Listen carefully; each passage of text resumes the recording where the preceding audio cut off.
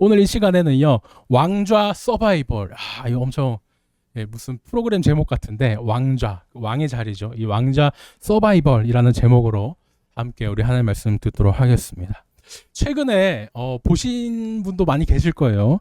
정말 유행하는 그 요리 서바이벌 프로그램이 있습니다.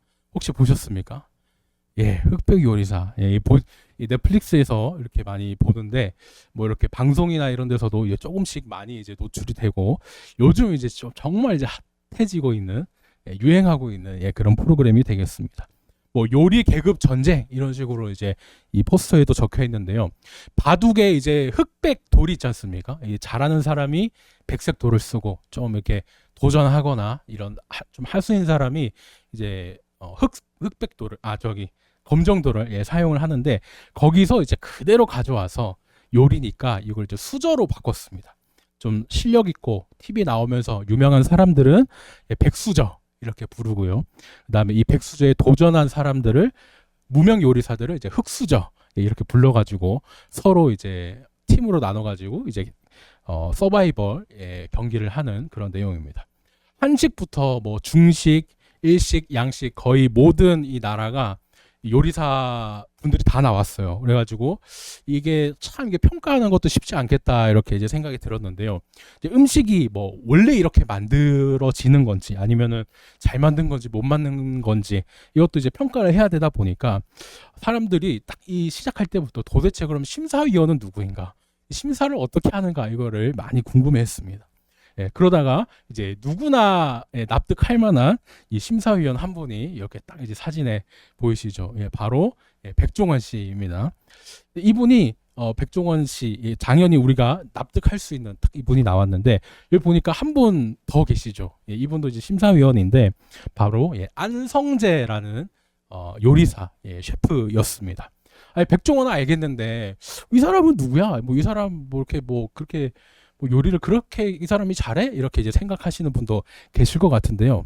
이제 방송에서 이제 나오는 소개를 듣고 나서 저처럼 그렇게 생각했던 많은 분들이 좀 납득을 했습니다. 뭐냐면은 바로 이분이 미슐랭 그 별 3개를 가진 식당 대표의 요리사, 그러니까 대표 셰프였다는 거예요. 지나가다 혹시 이런 캐릭터 본 적 있으십니까? 네, 많이 보셨죠. 타이어 회사기도 하고, 여기 이제 뭐 미슐랭, 프랑스식으로 읽으면 이제 미슐랭이고, 미국식으로 영어로 읽으면 이제 미쉐린이고, 똑같은 말입니다. 그렇게 나와 있는데, 여기가 이제 뭐 원래는 타이어 회사입니다. 근데 어떻게 하다가 이 타이어 회사랑 음식이랑 상관이 있냐, 이것도 많이 궁금해 하셨거든요. 옛날에 이제 프랑스에 아직 그 자동차가 많이 없던 시절에 1900년대에 이 회사에서 이제 타이어를 좀 많이 팔아야 되니까 이제 생각을 합니다. 어떻게 하냐?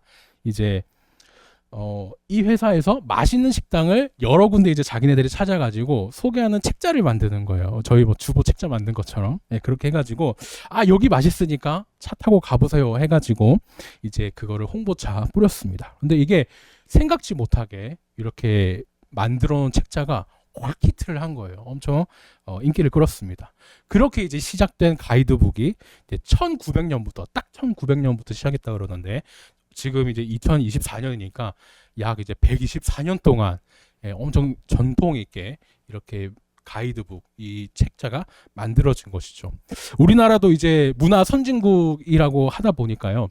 2017년부터 서울 편이 이렇게 나왔습니다. 그리고 저도 찾아보니까 저도 몰랐는데 올해부터 또 부산이 들어가서 이렇게 서울 부산에 이렇게 가이드가 나왔다 그러더라고요. 여기서는 똑같이 미쉐린 가이드에서는 별을 3개로 이렇게 그 식당을 매긴다고 합니다. 별 1개는 이거 맛이 정말 좋으니까 거기 가면은 한번 먹어보세요, 이런 뜻으로 되어 있고, 별 2번째는 맛이 정말 훌륭하다, 그러니까 바로 이렇게 가는 길 아니어도 좀 돌아가가지고 우회해서 거기 들려서라도 한번 먹어보세요, 그 정도 가치가 있습니다 하는 것이 이제 별 2개였고요. 별 3개에서는 다른 데서 먹어볼 수 없는 정말 그런 탁월한 맛이니까 이 식당을 가기 위해 여행을 떠나도 됩니다 라고 할 정도로 정말 이제 극찬으로 되어 있는 게 이 별 3개짜리입니다. 이 기준이 꽤나 까다로워 가지고요, 이 별 3개를 가진 식당이 제가 이제 바로 최근까지 찾아봤는데 145개밖에 없답니다. 전 세계에. 예, 전 세계예요. 예. 근데 우리나라에 딱 하나 있는데 이제 그게 바로 예, 앞에 제가 보여드렸던 이 사람. 이분이 그 대표 그 식당 메인 셰프죠. 예, 그 심사위원으로 났던 이분이었던 겁니다. 그러니까 얘기를 들으면은 이 사람들이 심사할 만하네. 백종원 하고 예, 같이 할만하네 이렇게 다들 이제 납득을 했습니다. 근데 이 그 미슐랭 아니면 또 미쉐린이라는 것이요 워낙 이렇게 권위가 있다 보니까 또 부작용도 있었어요. 뭐냐면 2003년에 이제 프랑스의 이제 한 요리사가 이제 3별이 3개짜리였던 이제 식당의 주인이었는데 자기 식당이 2개로 떨어진다 이 소리를 듣고 이제 손님들도 떨어질 것 같고 자기 명성에도 금이 갈 것 같고 하니까 그게 뭐 그게 뭐라고 생각이 들지만 그 세계에서 2개 됐다는 그 이유만으로 목숨을 끊은 적이 있습니다. 그래가지고 그때 엄청 막 이제 논란이 되기도 했는데요.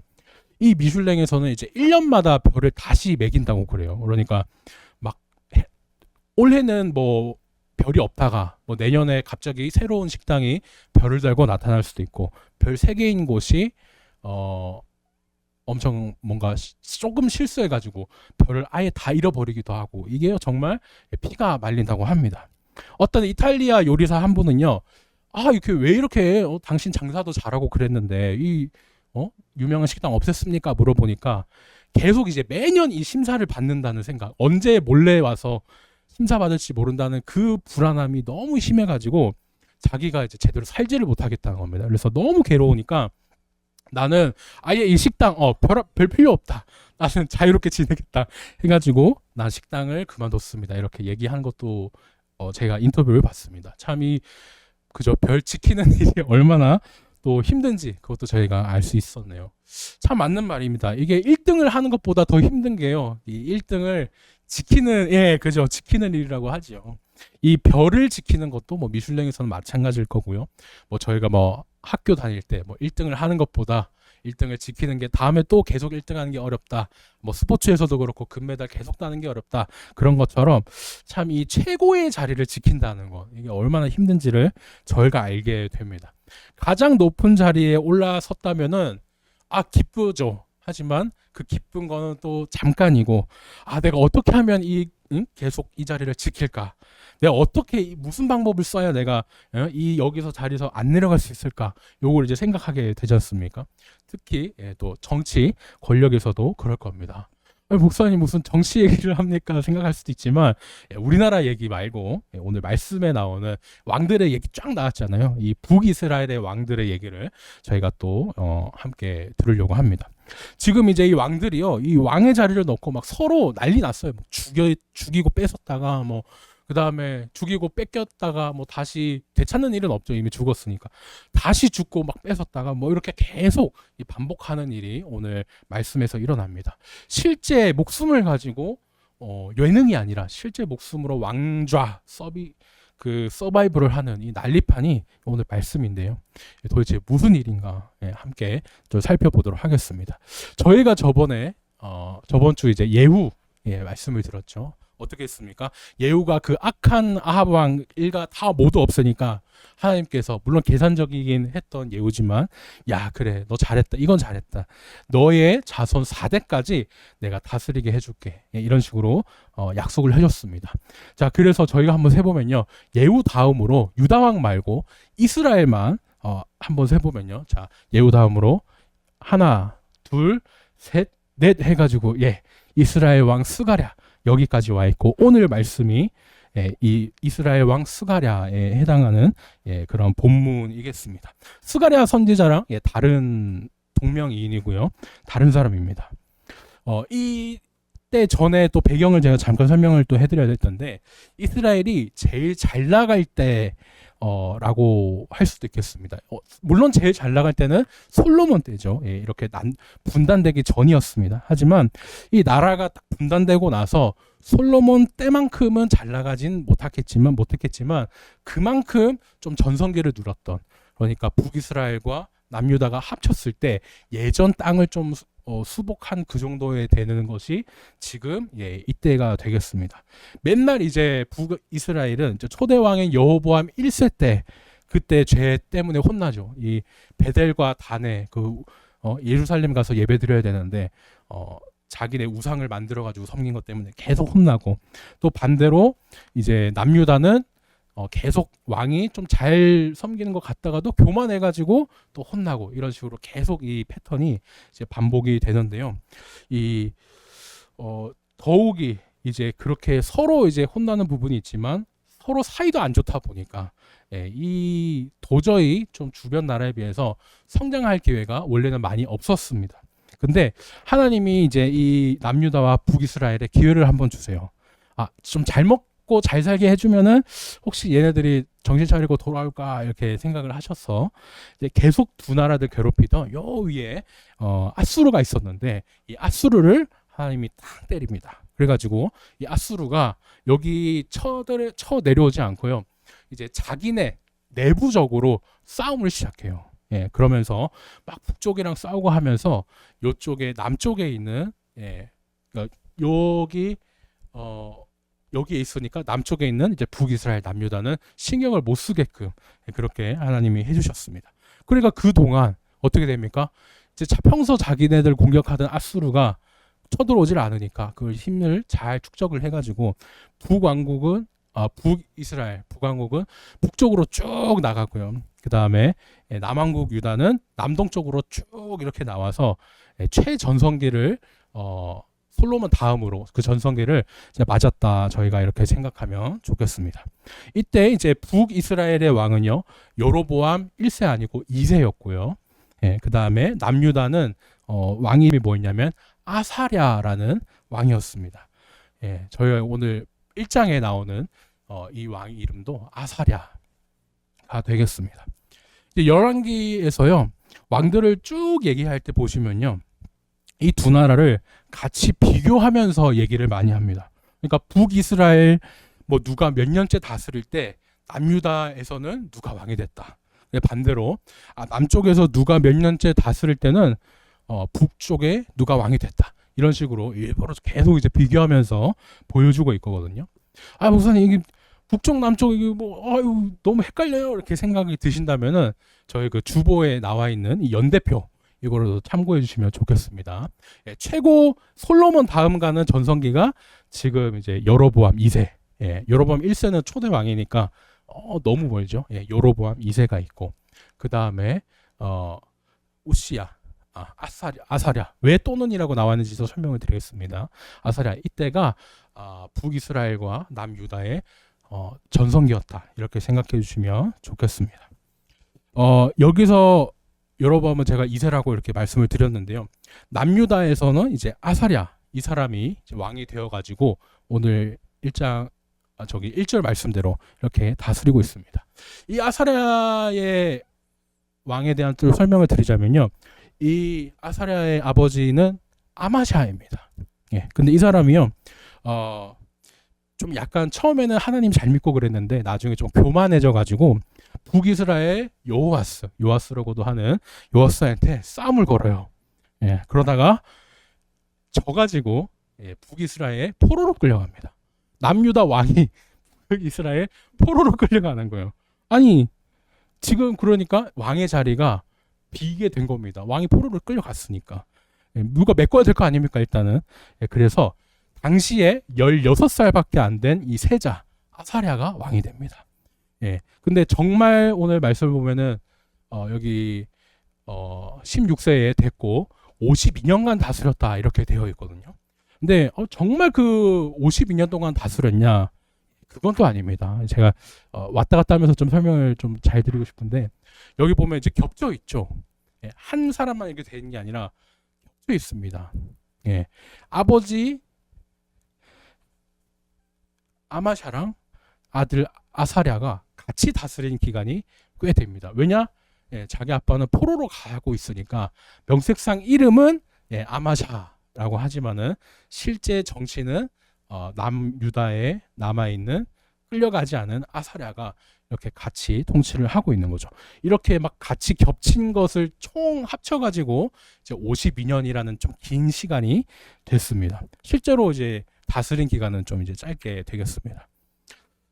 근데 여기 보시면은 저기 제가 여기는 좀 잘렸지만 밑에 보시면은 여기 아사랴의 아들이랑 또 이렇게 겹쳐서 같이 다스리는 부분이 나오거든요. 예, 찾으셨을 겁니다. 예, 그럼 이건 뭐냐 생각이 들 수도 있는데 요담이랑 이제 아사랴의 아들인 요담이랑 같이 또 공동으로 통치하는 게 있는데 이건 뭐냐 싶으시면은 이것도 제가 사건이 있습니다. 뭐냐면 5절에 하나님이 왕을 치셔가지고 나병에 걸리게 했다라는 이 얘기가 나와요.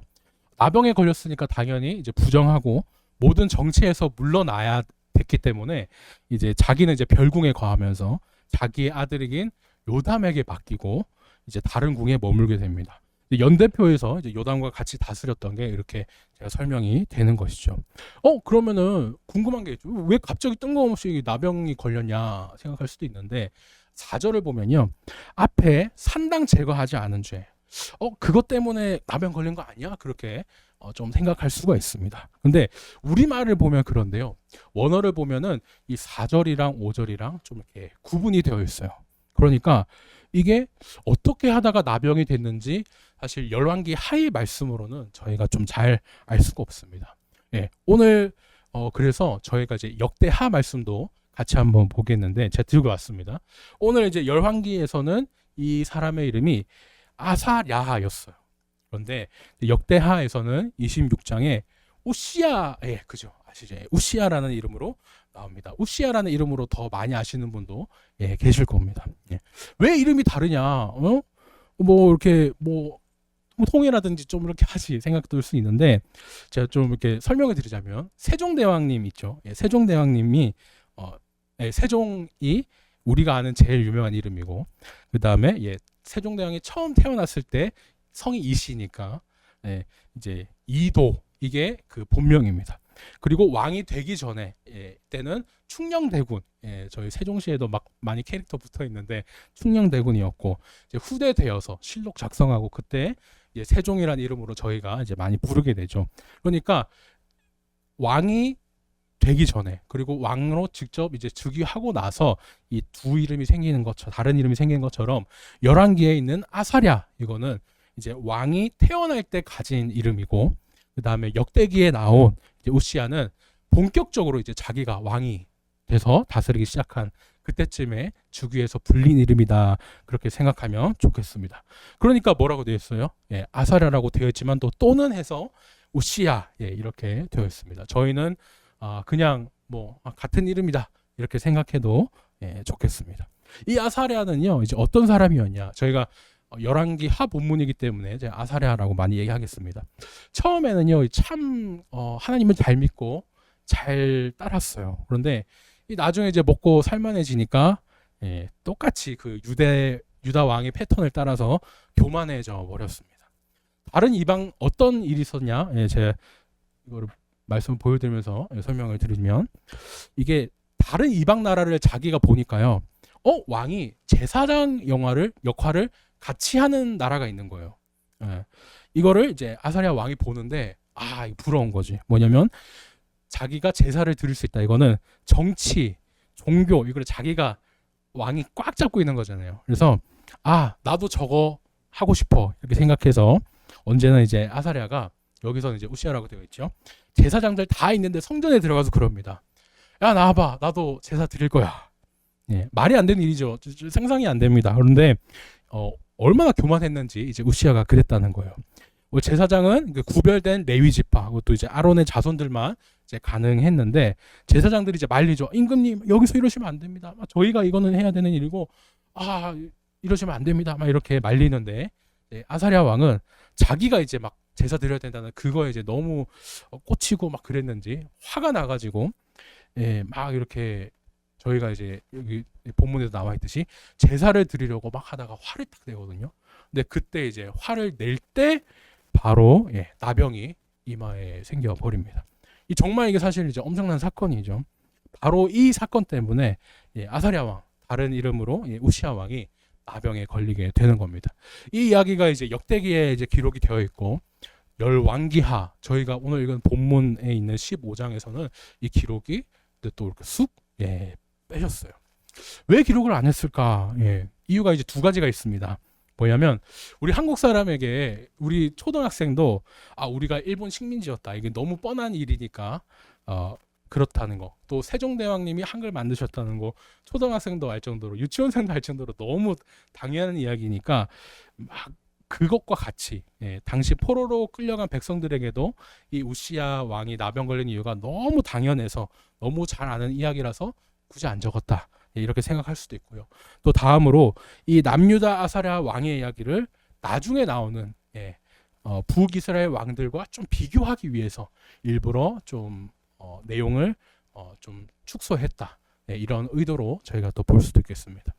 열왕기하 말씀은요. 그래서 이 아사랴 유다 왕의 아사랴 얘기를 한 다음에 이 아사랴가 좀 약간 다스리는 횟수도 좀 늘려가지고 52년 동안 같이 다스린 것까지 다 포함해서 그 긴 시간 동안 다스렸다 얘기하면서 그 긴 시간 동안 북이스라엘 왕들이 계속 바뀌는 모습, 왕이 왕자 제가 서바이벌이라 그랬는데 그렇게 막 서바이벌하는 모습을 보여줍니다. 이제 남유다 아사랴가 나병 걸려서 있을 때 북이스라엘 왕 수가랴는 어땠냐? 저희가 읽었던 이제 말씀인데요. 예후 다음 4대째였습니다. 이제 마지막 왕이죠. 저희가 좀 기대를 해볼 만합니다. 그런데 8절을 보니까 바로 충격이 땅 떨어져요. 뭡니까? 왕이 돼서 다스린 기간이 겨우 6달. 6달밖에 안 돼요. 하나님이 예후에게 네 자손 너 잘했다.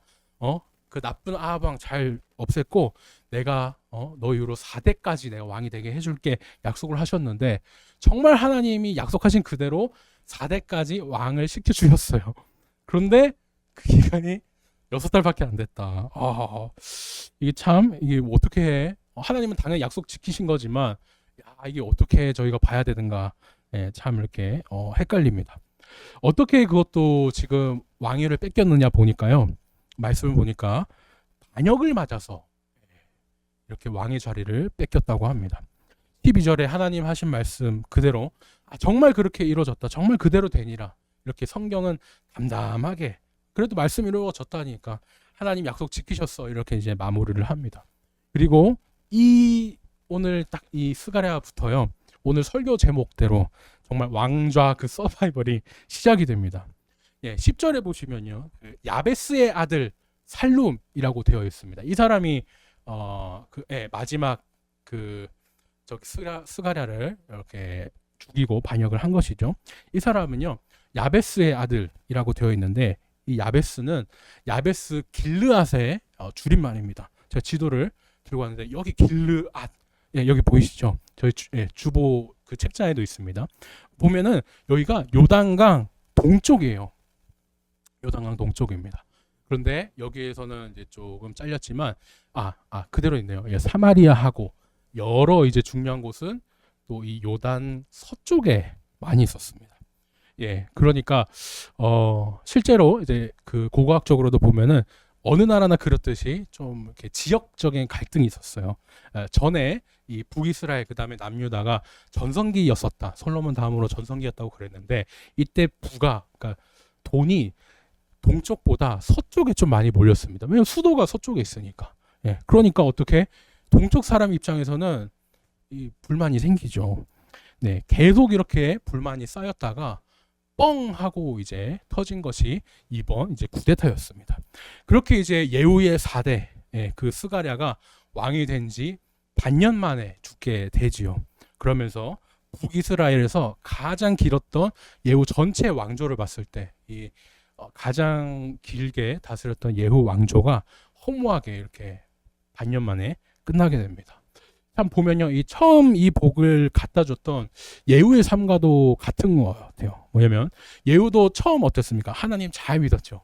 근데 나중에 나가서 막 머리 쓰고 계산하고 하다가 이상하게 이제 되어버렸는데, 지금 이 예후 왕조도 처음에는 잘 하다가 잘 좀 나가다가 마지막에 이상해진 예후 삶처럼 좀 마지막 자손이 참 허무하게 6개월 만에 끝나는 모습을 저희가 보게 됩니다. 자, 그렇게 이제 왕이 바뀌었죠. 살룸이라는 이 요단강 동쪽에 이 사람이 왕이 되었습니다. 근데 과연 이 살룸도 영원한 승자냐? 아니죠. 예, 왕된 지 6개월밖에 안 된 그 스가랴를 죽여서 자기가 왕이 돼놓고 정작 자기는 얼마 동안 왕한지도 아십니까? 말씀 보이시죠? 결국 한 달. 예, 아니 원어로 보면은 이게 만 한 달, 예, 뭐 30일 정도인데, 예, 딱 이렇게 만 한 달이라고 되어 있습니다. 자기가 앞에 그 예, 왕을 쳐서 죽인 그대로 또 예, 자기는 이제 뒤에 있는 그 문하햄이라는 사람이 자기를 쳐가지고 네, 이렇게 그 문하햄은 살롬을 쳐서 죽이고 또 왕이 됩니다. 그죠? 아이고 그 한글 한 달 다스리려고 그렇게 예? 그 스가랴를 막 백성들 앞에 잔인하게 죽였다고 하는데 그러려고 그랬냐 이렇게 참 쉽습니다. 문하햄이요. 근데 또 참 재밌는 게 이 반역을 일으킨 데는 또 이유가 있습니다. 뭐냐면 앞에서는 약간 좀 지역 갈등이나 약간 이런 것이 있었다고 하면은 이 문하햄은요 예후 왕조의 지지자였어요.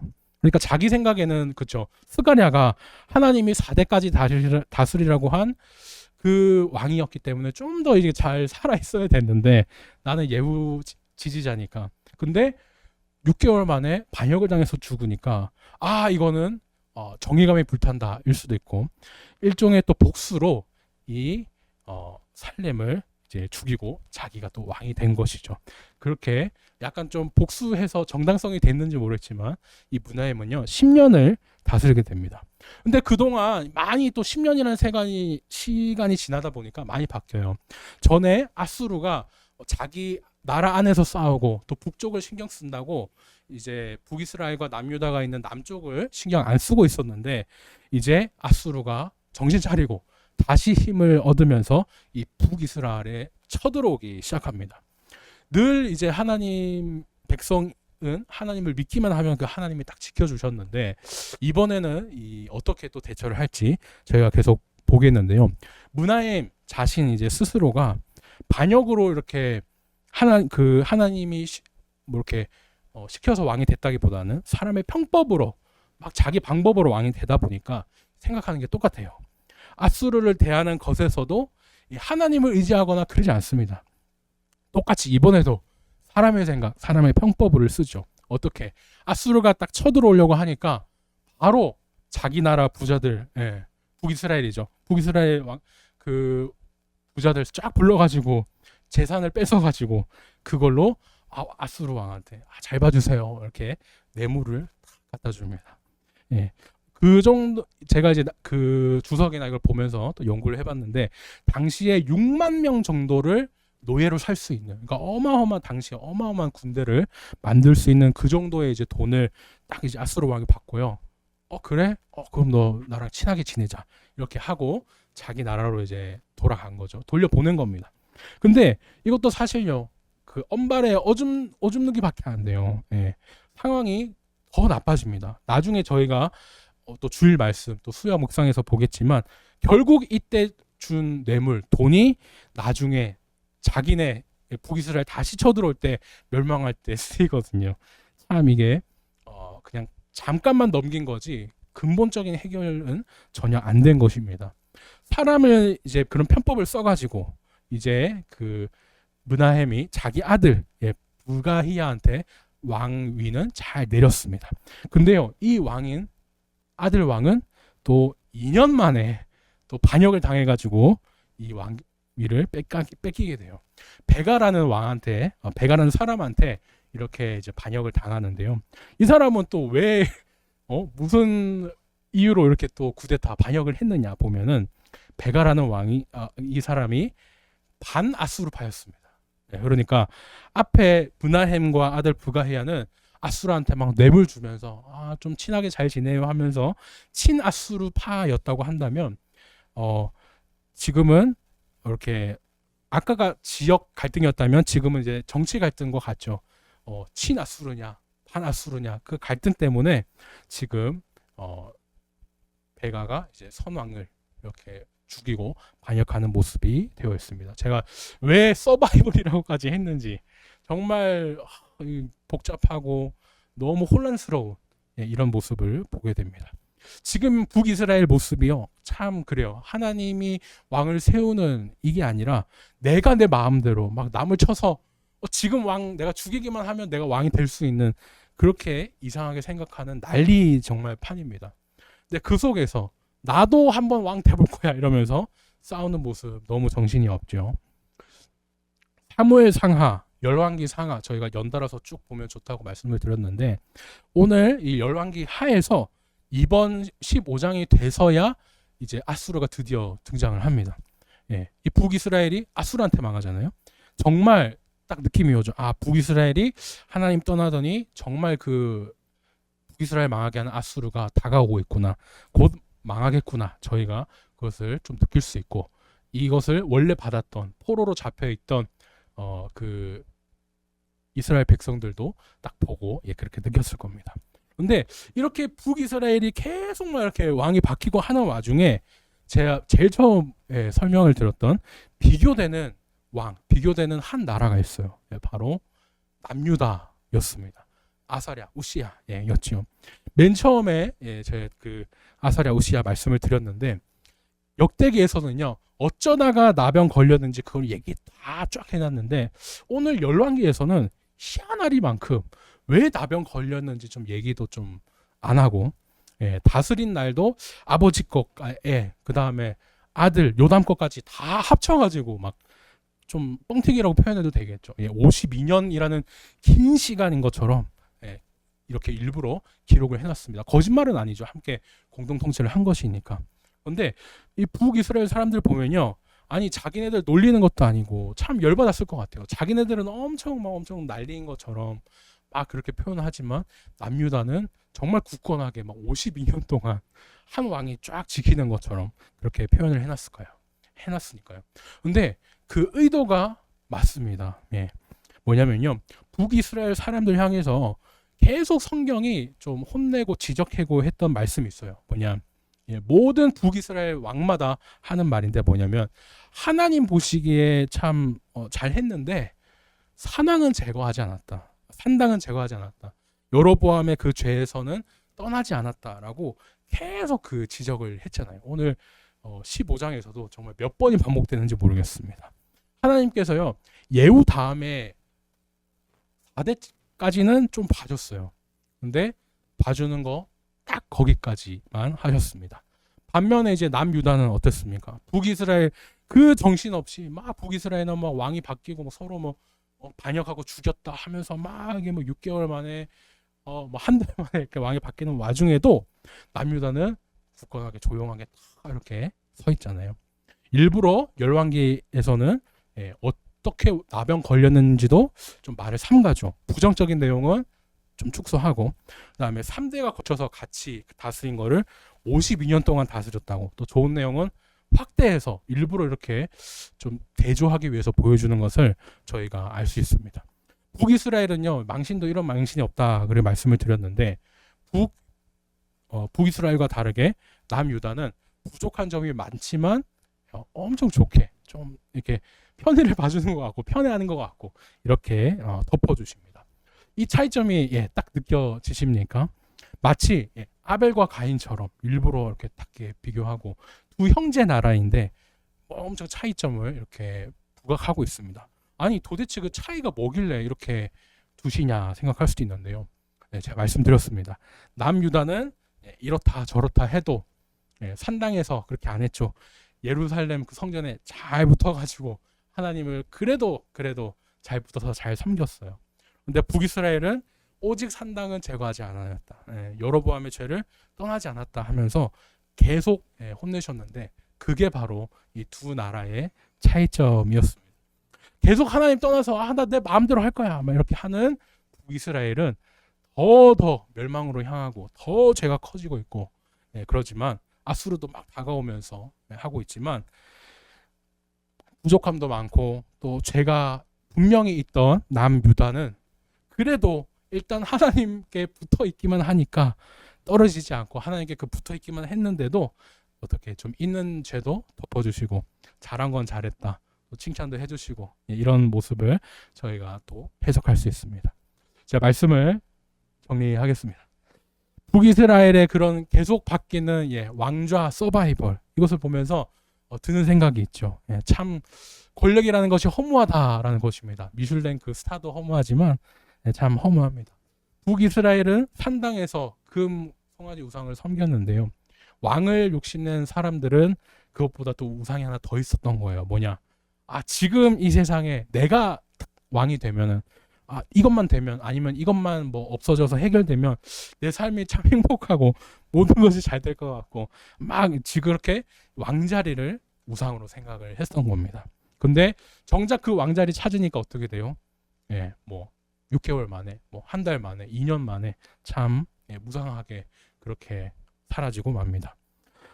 그렇게 우상에 쫓기다가 더 망하는 길로 달려가는 서바이벌, 그거에 이제 희생양이 됐을 뿐이죠. 그런데 북이스라엘과 다르게 남유다는 좀 달랐습니다. 남유다가 죄가 하나도 없던 건 아니에요. 오늘 에서만 그렇게 보이긴 하지만 적어도 그래도 오늘 본문에서는 의도적으로 성령은 역대기와 열왕기를 좀 다르게 기록하시면서 북이스라엘과 남유다를 비교합니다. 나도 왕이 될 거야 막 이렇게 계속 바뀌는 왕자를 쫓는 북이스라엘, 그리고 또 굳건히 그래도 하나님께 붙어 있으면서 예배드리던 남유다가 참 이렇게 달랐죠. 어떠하든지 예루살렘 성전에 하나님께 붙어 있는 그 내 왕자 찾기보다 이미 그 왕자에 앉아 계신 하나님을, 영원한 왕이신 하나님을 찾았던 것, 그것이 참 차이점이었습니다. 저희는 어떻습니까? 바라기는요, 저희 모두가 막 1등 자리 차지하려고 왕자리 한번 앉아 보려고 그렇게 애쓰지는 않았으면 좋겠습니다. 이미 영원한 왕자리에 앉아 계신 하나님이 계시니까 그 하나님을 저희가 바라봤으면 좋겠습니다. 그렇게 어떻게 하든지 예수님 믿으면서 또 예수님 계속 붙잡으면은 어떻게 우리 예수님이 하셨던 것처럼 너 죄 없어, 내가 너 때문에 대신 죽었잖아, 그 죄 덮어주시고 또 잘한 거는 또 칭찬해서 천국에서 칭찬해 주실 것입니다. 바라기는요, 계속 바뀌는 이 세상의 왕자리 이거 찾기보다는 영원한 왕자리에 앉아 계신 우리 하나님만 붙잡는 저와 우리 늘찬양 성도님 되시기를 예수님의 이름으로 축원합니다. 기도하겠습니다. 하나님, 오늘은 함께 왕좌 서바이벌이라는 제목으로 함께 하나님 말씀 들었습니다. 오늘 본문에서 하나님은 남유다와 북이스라엘을 계속 비교하셨습니다. 남유다 아사랴 왕의 나병의 원인은 감추시고 통치 기간도 더 길게 보이셨지만 반대로 북이스라엘 왕들은 짧은 통치 기간에 그 왕자를 놓고 싸우는 그런 혼란만 보여주셨습니다. 주님, 우리는 북이스라엘보다는 남유다와 같은 그런 사람, 그런 모습이 되고 싶습니다. 계속 바뀌는 세상의 왕자, 그것보다 영원한 왕자에 이미 앉아 계신 하나님만 붙잡기를 원합니다. 그렇게 우리도 예수님을 믿으며 예수님과 함께 있을 때 나의 허물은 덮어지고 잘한 것은 칭찬해 주실 줄 믿습니다. 우리의 믿음이 세상 속에 흔들릴 때도 계속 영원한 왕이신 주님만 바라보게 해주세요. 나의 왕 되시는 예수님 이름으로 기도드렸습니다. 아멘. 지금은 우리 주 예수 그리스도의 은혜와 하나님 아버지의 극진하신 사랑과 성령님의 감화 감동, 내주 역사 충만하신 위로가 계속 바뀌는 세상이 아니라 영원한 하나님만 붙잡는 우리 늘찬양 성도 머리머리 위에 이제부터 영원까지 함께 있을지어다. 아멘.